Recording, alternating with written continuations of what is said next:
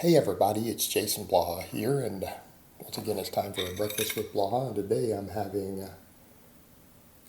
chicken breast and steamed vegetables.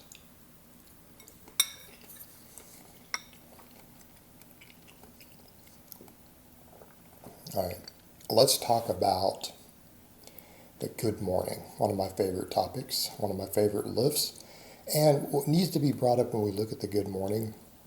People are like, man, you love good mornings. I love good mornings. I don't love the good morning, and here's why. Good morning is not just one exercise. The good morning is an entire toolbox of different, very similar exercises. Because what is a good morning really? Because people are like, well, I've seen you do all types. What you do isn't a true good morning. They'll make all this nonsense up. A good morning is a hip hinge where the barbell's on your back. It's kind of, I laugh when people say, what about a Zercher good morning? Well, that's not a good morning.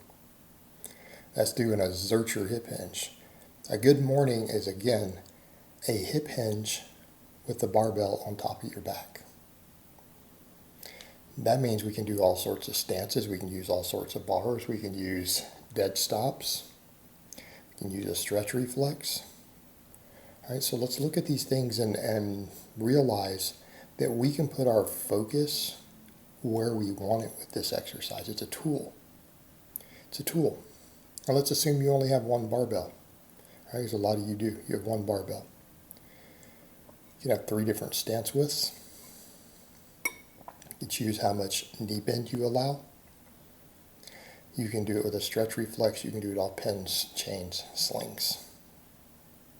A lot of different movements.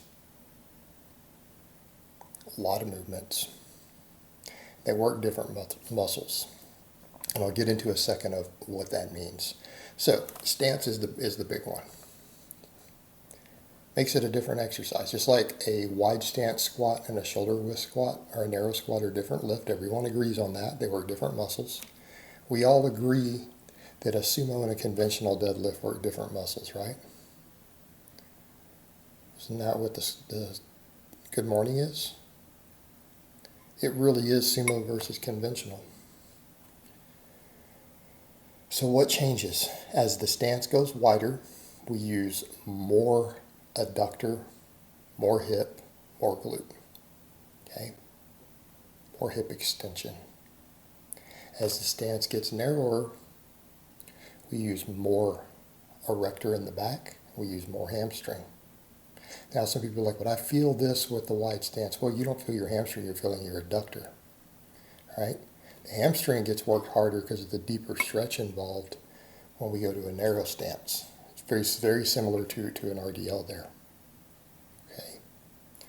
Well, if we need to work different weak points on our squats, isn't that what gets us there? Right? Those are all squat muscles. Everything except the quads. But let's talk about that. When people talk about a leg weakness on the squat, do they mean quads? But occasionally I'll see a good coach who will just call it legs. Good coaches know, and they don't want to say it. I've seen articles where they write that.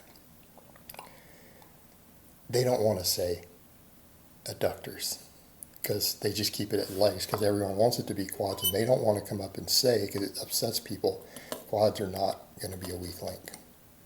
If your legs are a weak link, it's the adductor. Okay? It's the adductor. Because usually, what are we looking at? Usually, the most common weak links are going to be your erectors or your legs, right? It's real common.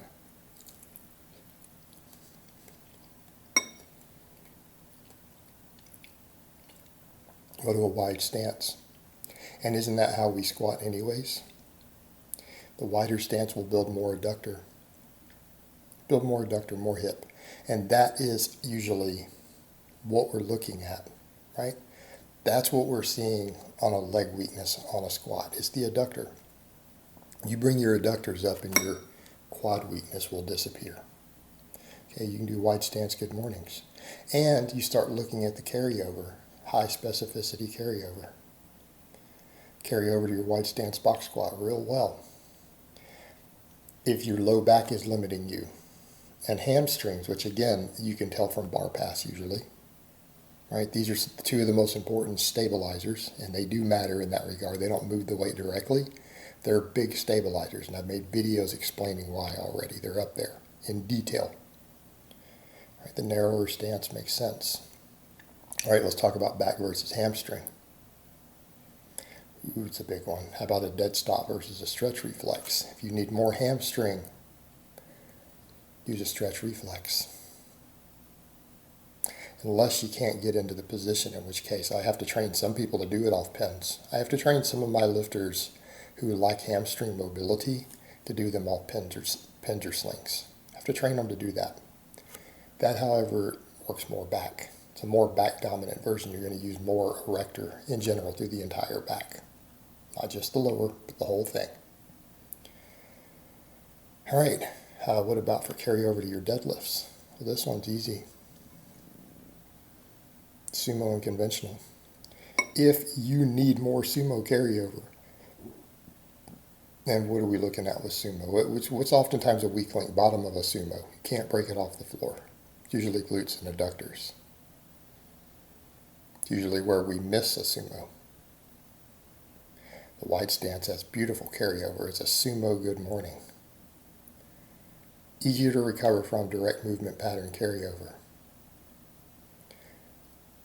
If we miss the lockout on a sumo deadlift, it's usually the hamstrings. You can tailor your good morning around this. All right, come back over and let's talk conventional. Because we can say that the wider stance good morning probably carries over better to the squat. Probably carries over better to the sumo unless we have other specific weak links. But what about our conventional? Well, that narrow stance. What if you go inside shoulder width like on a conventional deadlift? We have direct movement pattern carryover from an exercise it's easier to recover from. Okay? It will carry over.